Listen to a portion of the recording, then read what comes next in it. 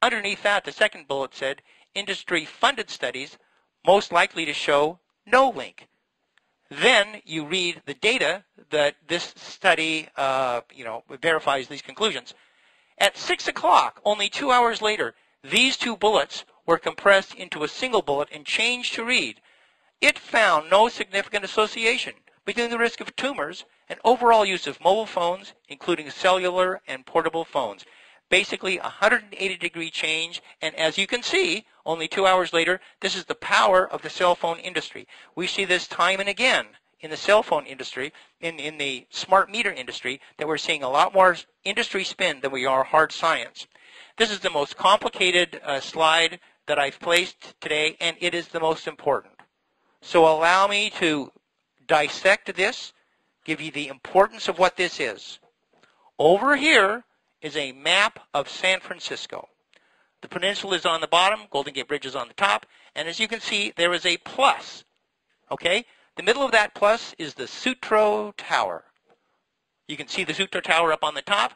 That thing pumps out the better part of 20 megawatts of radiated energy into the environment. It radiates AM radio, FM radio, and television. From the period 1973 to 1988, it was the primary source of RF radiation to everyone on that peninsula. What's good about that? A, I don't want to live there, but B, it is a fabulous test tube. You know the exact dose based on where people live.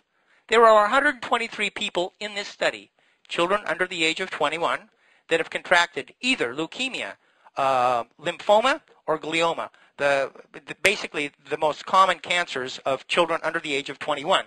And these little stars indicate where they lived. And they are pretty much all over the peninsula. Okay, they are not concentrated underneath the Sutro Tower. They are fairly evenly distributed all over. Okay, and this is a plot of the radiation they received from the Sutro Tower and those children's prevalency compared to the general population of these cancers. And we see that if you're directly under the Sutro Tower, you have an 18-fold chance of getting childhood leukemia. Not 18%, 18-fold.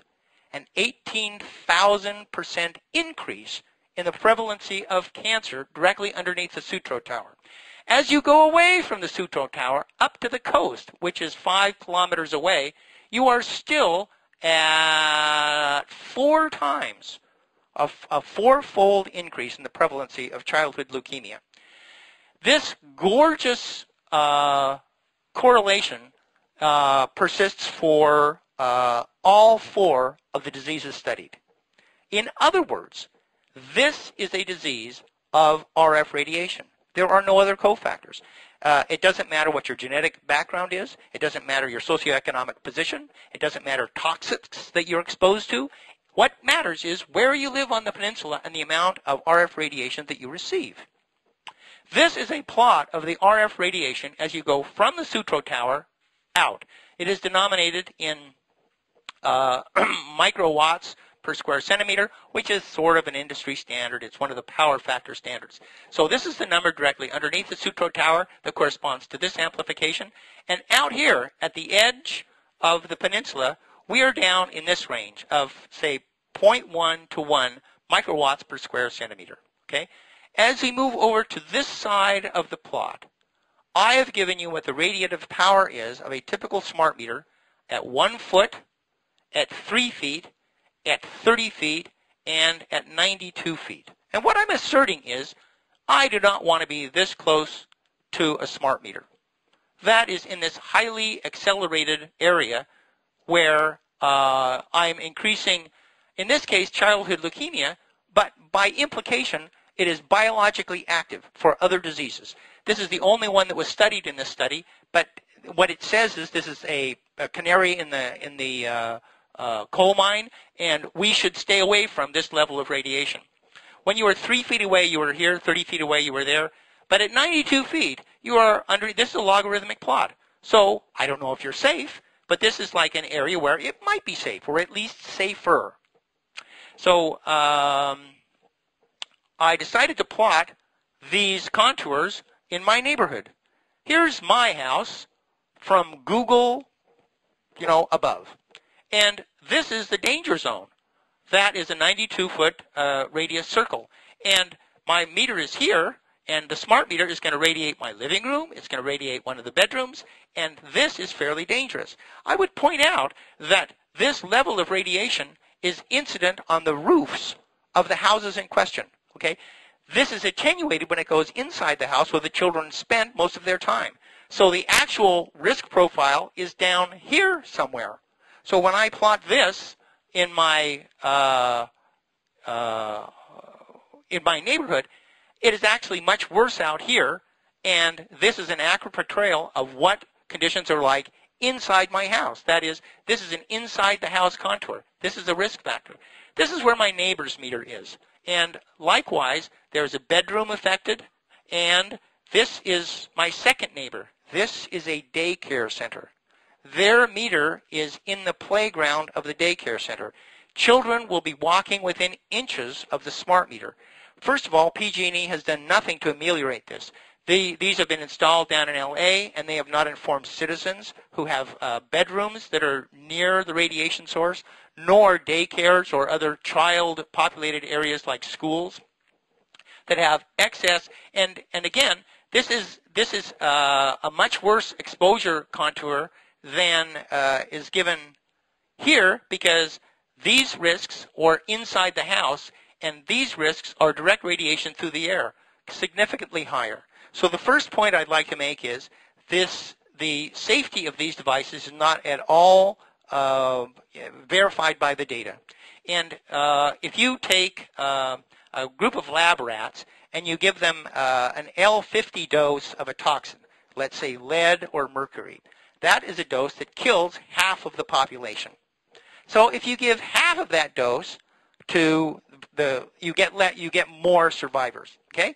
But if you take half of the L10 dose for lead and half of the L10 dose for mercury and you give that to the rats, they all die.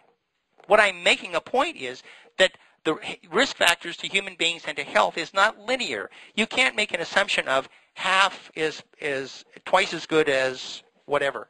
And so in the case of this radiation, it is pulsed radiation, meaning that it's on briefly and then it's off. It's on briefly and it's off. And you do not have the ability, when there's a continuous, like with the Sutro Tower, which is continuous radiation, your body doesn't have a chance to sort of cope with it.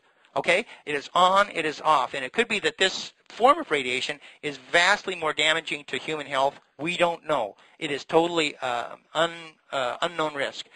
The FCC says that 600 microwatts per square centimeter is an allowable continuous radiation. 600 microwatts per square centimeter. That is this line on this curve. As we can see, this is vastly in excess of the measured dose level at a 18-fold increase in childhood leukemia. This level has been based on studies done in the mid-1980s. We are much smarter now, and this study was published in 2002, I believe, 2002, which means the PG&E had every opportunity to be aware of this study before they configured their system. They could have put high-gain antennas on and dropped this by a factor of 1,000, and they did not. They could have done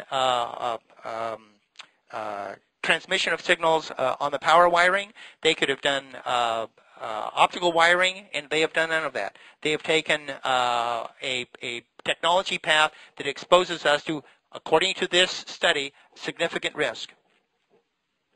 Here is a typical smart meter that's installed on a wall, and this is a graph that was measured on the pillow of a person who was sleeping on this side.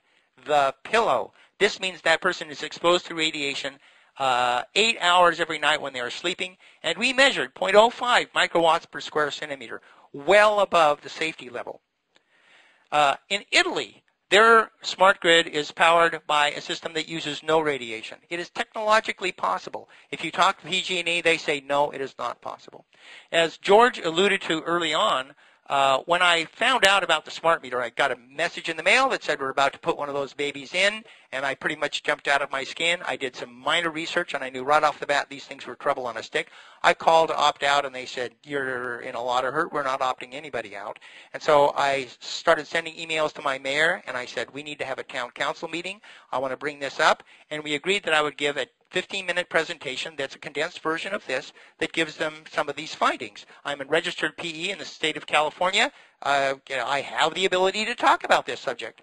When the meeting came up, PG&E was on the podium for 45 minutes giving their spin, and I was denied the ability to present this information to them. So what you're seeing is suppressed information. 2 days before that meeting, PG&E, well, unbeknownst to me, the mayor was forwarding all of my emails to her, to PG&E. PG&E requested my presence at a meeting. They gave me the spin. I said, you're way above these leukemia levels. Their spin was, that's only one study. We use the FCC. They look at all studies. We use the standards from the UN. They look at all studies. And they, as we'll hear from Mary Beth later on, there is significant insincerity in how the industry uses this. Just recently, the Los Angeles Unified School District said that 1994 law that gives local governments no control over cell phone towers, they want that repealed. They see this impacting the health of their children. The European Parliament has recently voted in favor of being more precautions to human health than is currently being done. France has banned cell phones in primary schools. They can only text. And the federal government has officially acknowledged that electronic hypersensitivity is a disability. That means the municipalities are on the hook to ameliorate effects of affected people. This, I believe, is the whole reason PG&E came to see me, the privacy issue. Here we have a smart meter that is monitoring the power going to your house, and here are some activities that might be occurring in the house. And what I've shown here is a $3.24 DSP chip. DSP stands for Digital Signal Processing. This is something that I learned at MIT. And for the better part of 9 years, I worked for Ingersoll Rand, and I designed digital signal filtering for industrial control.